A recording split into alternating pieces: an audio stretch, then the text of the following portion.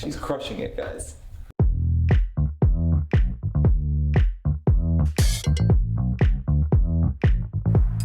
Happy New Year, everyone. Welcome to another episode of Someone Else's Story. We are a bright, fresh morning in January, and I am joined by my very good friend, Natasha Magee. Come and join us as she tells us a little bit about her love for country music. Ooh.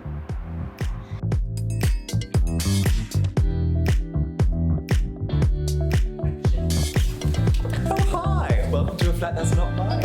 And who do I have waiting for me by a beautifully toasty fire? He says, kicking off his shoe. It's the one and only Natasha Magee, ladies and gentlemen. Maybe laugh at me. Do it again.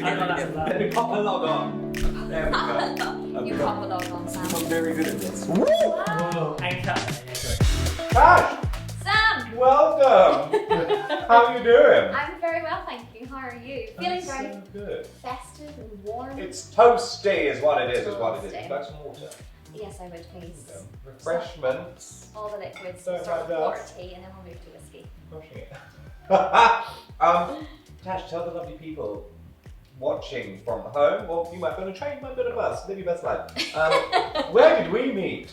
We met as part of a group called The Growing Studio, where our friendship really did grow. 100%. And that was a real fun part of life, really. That was like my beginning of London life chapter, because I didn't know anyone, anything. I wasn't musical theatre trained, but I knew I had a bit of a fancy to it. I wanted to sort of dabble into it as such. And then I went to these classes at the Growing Studio and realised there's no such thing as dabbling into musical theatre. That's not a thing. You either give your soul or not. Absolutely. So we met through them, along with a few other friends, and we've just always stayed in touch, stayed close, supported each other. That's the beauty of our friendship. I've been very supportive. The urban family. The urban The family. family you choose. Tash, you love a bit of country. Yeah. Take me all the way through this, please. Yeah.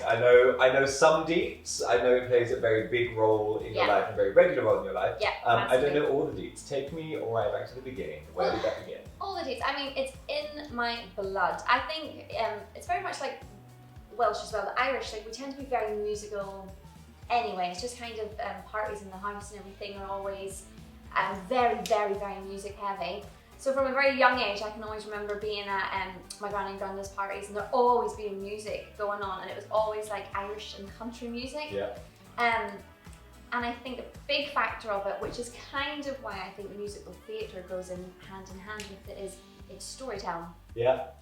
And you would get obsessed as a young kid watching these adults sing these songs, and you'd be like, oh, they're actually telling you a story about this, that, and the other. So it was really in my blood from a very, very, very young age. And I sang maybe my first sort of country song at 3.5 at this. Stop it. Yeah. What was that country song, please? It was Daddy's Girl.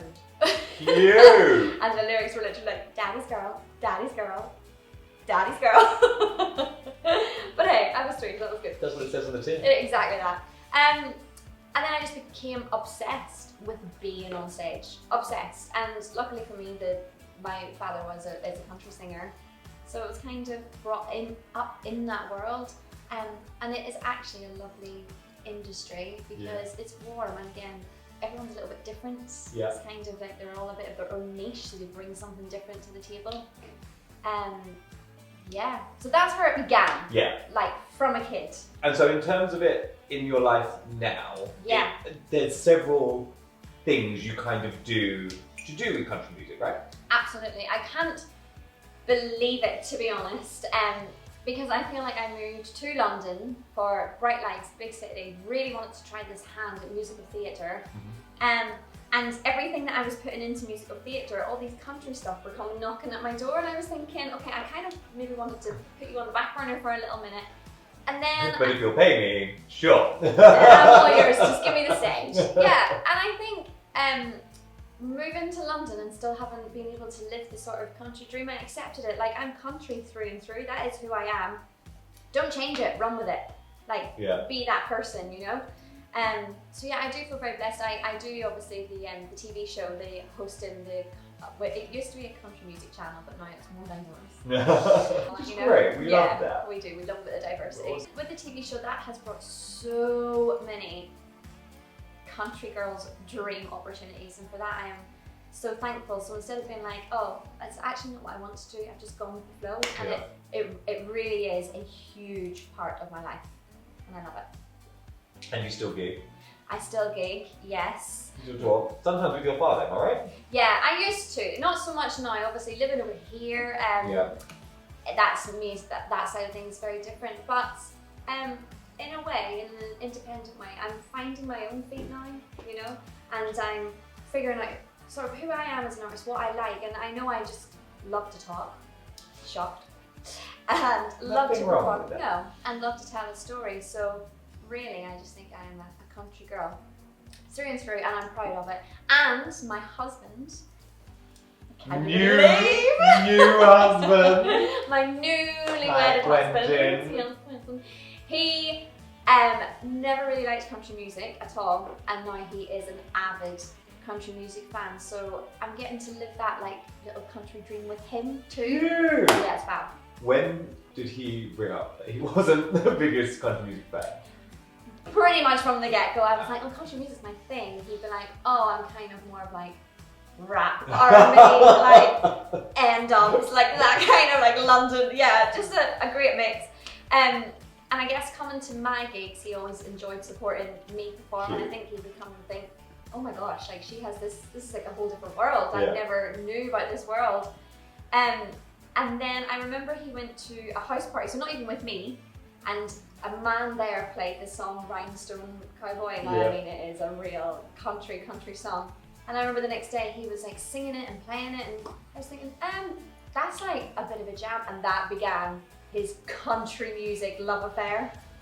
And now he comes to me and he's like, have you heard this new song? I'm like, no, but I should have. Like, you're kind of winning. Let me catch up. But I'll take that for my job. Thank you. Yeah. I love that. Yay! Yeah, so country music is, listen, it's cool now. That's the thing, isn't it? It is, it's cool. I mean, they do all these events. Dolly Parton is like taking over the world anyway. So I was country when country wasn't cool, but it is cool now. And she's made it cool. Cool, yeah.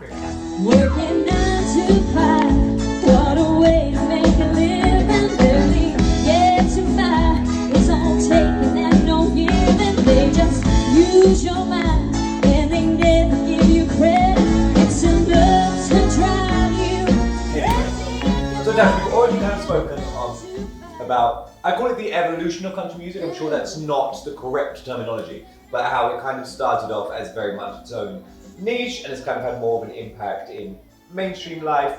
What are your thoughts? What are your feelings? Talk me through it. Are there any misconceptions about country music where you're like, that's not a thing? Yeah, I guess so. I mean, I was very fortunate, and I mean very fortunate to be able to go to Nashville a couple of years ago. Twice. Just no. In the same year? Yeah. Yeah. No. Just can't get enough. Well, sort of within the year, but it was just the most amazing experience because you know, listen, Nashville is very like poppy country now. Yeah. However, bordering Nashville are all these like historics and how it sort of began, and really it sort of began through the gospel music, and again that's through storytelling. And I don't know if you know, obviously Johnny Cash married June Carter. So the Carter family, they were very, very gospel heavy and did a lot for country music, sort of like launching it. Right. And the gospel stuff got adapted, and it was like, oh, so I'm going to sing about Jesus, but I'm also going to sing about how much I sin as well. Sure. And then it just all sort of came hand in hand. I think as far for women in country music, has been an amazing journey. You have the likes of Loretta Lynn, and she was singing about the pill before anybody even thought the pill was acceptable. Right. And she was singing about her husband going out and drunk and cheating on her, but that's my husband, I still love him, he can do what he do. All these sort of things that women back then would not have discussed and not have talked about. She was putting into music. And Dolly Parton too, you know. I want to look cheap. Like, she wants to look cheap, you know, and everyone would say, oh, you know, like your little dolly, whatever. She's like, yeah, no, but it costs me a lot of money to look this cheap. Like, like that's just who I am. That's who I want to be. I want to be that girl. And one of her first songs was Dumb Blonde, which you will know from Dumpling. Yeah. And just because I'm blonde, don't think I'm dumb, because this dumb blonde is nobody's fool. And it's like, yes, that's my anthem of life. Guys, if you haven't seen the movie Dumpling, like, you got to watch it. It's just incredible. And like, it's not centered around country music. Country music has a very strong influence on it. Yeah. And my feeling with country music is that it's just wholesome. Yes. Like you say, it does bring up issues and it does talk about issues, but Yeah. there is a really wholesome vibe to it that I'm Yeah. very much here for. We've kind of seen country music kind of move more into the mainstream charts. With, Yeah, like, absolutely. Carrie Underwood and like Yeah. influences on like Kelly Clarkson songs and like that kind of stuff. Yeah. And like Miley, Taylor Swift, like Absolutely. And I know obviously the country music fanatics are like, oh, Taylor Swift is not country now. Miley Cyrus is not country. And it's like, well, actually, the beauty of being a country music artist, star, whomever, is that you are diverse and you are adaptable because country is stripped back, really stripped back. So if you can get a chance then to sort of shine, like I say, to me it does go hand in hand with musical theatre and the theatrics of a song, because you're really portraying quite a lot. And even, let's take Johnny Cash for example, King, yes. His songs they were relatable back then, do you know what I mean? Like this Folsom Prison Blues, like a lot of people in poverty, in sort of maybe Texas, etc. These like little young thugs up and coming and running away from the army, etc, etc.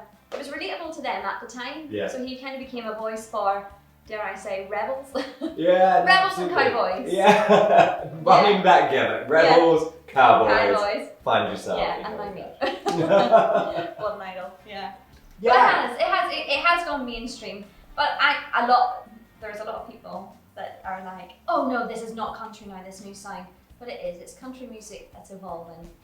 And I like it. I love that. Yes. So, Tash, Yeah.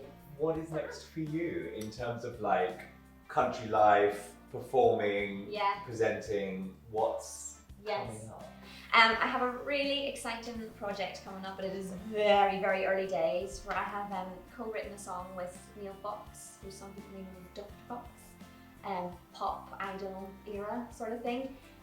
You just aged us really Yeah, well. I Pop know. idol. For the kids who don't I know, don't it's know the what old I know. X Factor. I don't even want to know what you let me write. No, I still That's feel not like too at heart I'm like 15 sometimes. So yeah, we've penned a song together, and it's again country, sort of like a soft, imagine like a Jolene kind of vibing. Yes. So that is a project that I'm like full steam ahead with at the moment. Very early doors, but very excited about. Yes. And stay updated with all of Tash's goings on social media. The links to which are in the bio for this video. Tash, thank you so much for coming and sharing your love and your passion for country music with us today. Thank you for giving me the space to talk about it. Honey, always a joy. Welcome whenever. Thanks. For anyone that is watching who wants to kind of discover a little bit more of the country vibe, can you give me your top 5 artists for gateway country action? Absolutely, there are a lot of new greats that really are paving the way for like a new country sound. Chris Stapleton being one of my all-time favourites, and I definitely think this girl is underrated. Her name is Cam. Please check her out. I really love her. Maren Morris is amazing. Johnny Cash, obviously, and I'll wrap it up with one of the greatest songwriters that we are ever blessed with is Dolly Parton. Yes, preach it. And of course, keep an eye out for the up-and-comer, Natasha Magee. No, you're a star. You're crushing it. Speaking of, Tash, will you play us out with a song? I will, yes, absolutely.